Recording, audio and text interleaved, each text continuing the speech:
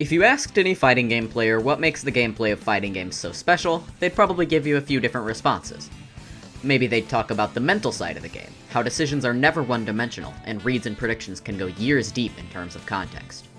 Maybe they'd talk about the space of fighting games, how every single attack you do comes with a massive risk, contextualized by the area and how you and the enemy interact with it.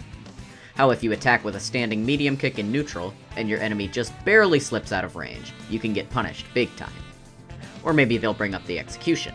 How not anyone can pick up a fighting game and perform an optimal combo the same way you could pick up a shooter game and fire your weapon. And while all of these concepts were conceptualized and exemplified early on in the arcade era of gaming with games such as Street Fighter II, all of these concepts can be seen in many other types of games. Of course, they're also fundamentally different depending on what genre they're in. By way of the genre itself, it's hard to tell what takes inspiration from early fighting games and what doesn't.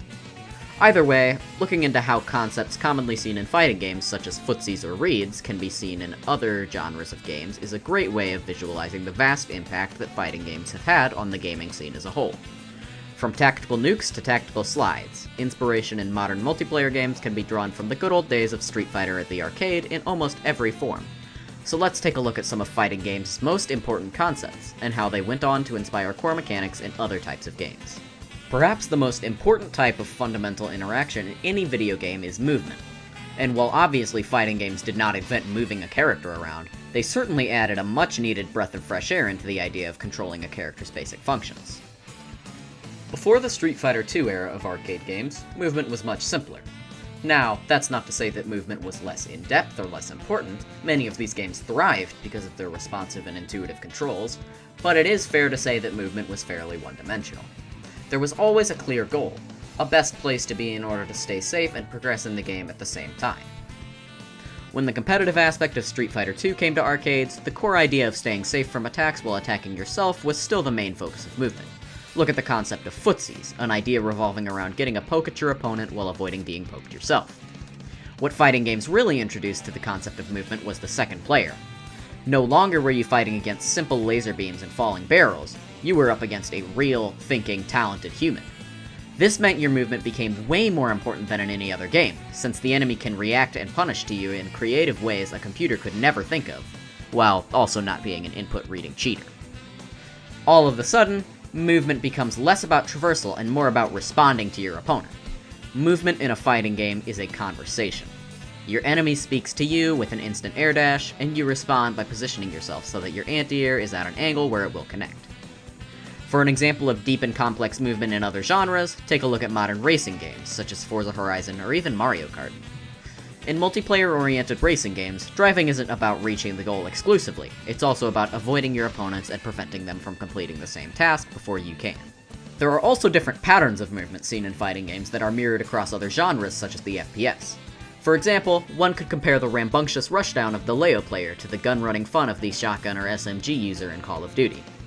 You can also find more careful players. Those who play defensively in fighting games tend to gravitate towards the zoner archetype, a character style built around staying at a safe distance from your opponent while still being in range for your own attacks. The parallel to a zoner in an FPS game would be the sniper. Snipers are able to attack from high heights, dealing lethal blows while being too far away for enemies to consistently land hits with their weapons. However, both of these playstyles run a dangerous risk, being called slurs by a 12-year-old online. Now, what about the second most fundamental concept that exists in fighting games? Reads and calculations. Perhaps the most obvious form of a read in modern gaming would be that of the grenade or similar explosive device. Grenades are different from guns in FPSs because they cannot explode immediately. The player must throw the grenade early and predict that someone will walk into its path when it goes off, or cook the grenade and throw it last second into a place they think an enemy might be standing. You couldn't stand staring at an enemy cooking a grenade, because they could simply shoot you. You must hide behind cover, thinking and listening to your opponent's every move, predicting the perfect path to throw the grenade, and then in the last few seconds of safety, chuck the grenade while only having a split second to readjust your aim before letting the explosive loose. For a specific example, let's look at the Nitro Cell in Rainbow Six Siege. A round in Rainbow can be won in two different ways. 1. Kill all the enemies, or 2. Disable or activate the bomb. The second win quota is where the Nitro Cell's predictive powers come into play. You see, in order to prevent the bomb from exploding and causing a round loss for the offensive side, attackers must plant a diffuser somewhere in the bomb site in order to stop the bomb from detonating. However, there are certain places around the map that are better for placing diffusers safely than other places. Tricky defenders can throw a nitrocell just above or below wherever they read the attacker will try to plant the diffuser, and then the second they hear their teammates shout out, "He's planting! He's planting!" they hit the detonate button. This adds a risk to using the most obvious planting option in any given situation, much like how jumping too much in a fighting game will get you anti-aired to oblivion. Another important skill needed to flourish in the FGC would be reaction speed. That is to say, the ability to react to an opponent's decision in a split second and counteract. For a game built around reactions, let's look at the ever-so-famous Dark Souls. Every single enemy in Dark Souls attacks you, obviously. But, despite the game's notorious difficulty, if the enemy could attack with a 3-frame crouching light punch, it would feel unfair and frustrating to the player. That's why every single attack in Dark Souls is telegraphed. There's always a little bit of windup before the opponent swings loose that every single chosen undead can use as a message that says, "Hey, stop attacking and dodge." While the length of the windup and severity of the following attack differs from enemy to enemy, there is always a chance to avoid an attack, no matter how swift the telegraph may be. Fights in Dark Souls are about studying your enemy's attack patterns, learning when and where the enemy's telegraphs are, and finally, executing the perfect plan to kill the boss. Another game that does this excellently would be Monster Hunter, where your only tell on what the monster may do next is by carefully studying its every move. In Monster Hunter, you don't even get a health bar or a stun gauge for the monster. You must look for when the monster begins to limp or breathe heavily to know when your job is near complete. Another strong example of reactions in other games would be the flick in FPS games. This is a technique where if you come out of cover, aiming one way, but the enemy is a different way, you quickly react to the enemy's current position by flicking your mouse swiftly towards the opponent, then take the shot. Okizeme in fighting games is the beautiful and tranquil art of kicking your opponent while they're down. While most games don't have any sort of knockdown system comparable to fighting games, there is absolutely a beauty to beating your opponent to the point where it's almost cruel. In FPS games such as COD, spawn camping would be the equivalent to Oki. You defeat the opponent, wait for them to get back into the game, then kill them again just as they respawn. Just like Oki, you have the advantage in this situation, as you are free to maneuver around the enemy spawn and hide wherever you see fit, whereas the opponent oftentimes will spawn completely out of cover and has much less time to react to you than you have to react to them. In Battle Royale games such as Fortnite, you can use a downed opponent to your advantage by lurking around said opponent, waiting for the opponent's teammate to come and revive him, then ambushing the both of them. Of course, none of this is exactly what Okizeme means, so for a far more literal definition, let's look once more at Monster Hunter. After dealing enough damage to a monster, they will often retreat to their nest and lie down for a rest. You can hit them here with any attack to wake them up, but you are much better off preparing the environment around them so that when they do wake up, they have a world of hurt coming for them. You could set up a ring of barrel bombs, stand up on a jumpable ledge, then fire a slinger to blow all of the bombs up. If the monster isn't already dead from the explosions, you can jump down from the ledge and potentially mount the monster. This comparison is made even stronger by the fact that certain items like the barrel bombs are designed specifically for use on a monster's sleeping state, much like how characters in fighting games have tools specifically designed for Oki. Probably one of the most hype additions to gaming that was brought to popularity by fighting games was the Super. An ultra-powerful, ultimate attack that can only be used once certain criteria are met. Now, we don't have to look hard for this one. The thing that immediately comes to my mind would be Call of Duty's Tactical Nuke, but you guys are probably sick of hearing all the COD examples, so let's instead discuss a different FPS, Overwatch. Overwatch's ultimates function exactly like a super meter in fighting games. It has a meter that fills up when you deal or take damage, and once it's used, you get one-time access to a powerful special. The thing that makes Overwatch's ultimates so interesting is how similar they are to supers, while being vastly different due to the context of the game.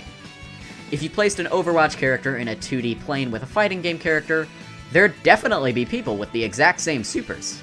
However, the third dimension of Overwatch contextualizes these characters in a vastly different way than what would be possible in, say, Street Fighter. For example, let's imagine that we put Hanzo onto a 2D plane. For his ultimate, he just has a traditional beam super. Nothing special here. However, in the 3D environment, Hanzo can use his ultimate to pass through walls and floors, combo it with other ultimates, and cover important areas in a way that could just never be done in a 2D fighter. While the core concepts of Overwatch's ultimates are near identical to that of traditional supers, their environment allows them to develop into something even more special. They even have practically every type of super I can think of. Genji has an install, Baptiste has a support super, think Aegis Reflector, Wrecking Ball has a trap super, and Lucio has a buff super. All of these ultimates, while similar in concept, function entirely differently in a 3D team-based shooter than they would in a 2D fighter, and that's what makes them so interesting. Admittedly, this is kind of a pointless topic to discuss.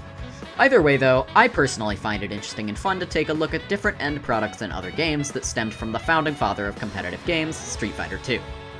There's so much inspiration drawn from one tiny little game, and it's truly amazing to see how all these little concepts have gone on to flourish and develop into something near unrecognizable in game genres that couldn't be more different from the one who pitched the idea. Also, not to mention, it gives us something to brag about when little Ricky comes up and talks to you about how stupid fighting games are and how weird you are for having 10 of them, when he has like 20 different shooter games, and you know what? We'll talk about that at a later date, because it's really dumb and stupid. Stupid Ricky. For now, though, that's all. This has been Adventure, and I hope to see you in the next one. Peace.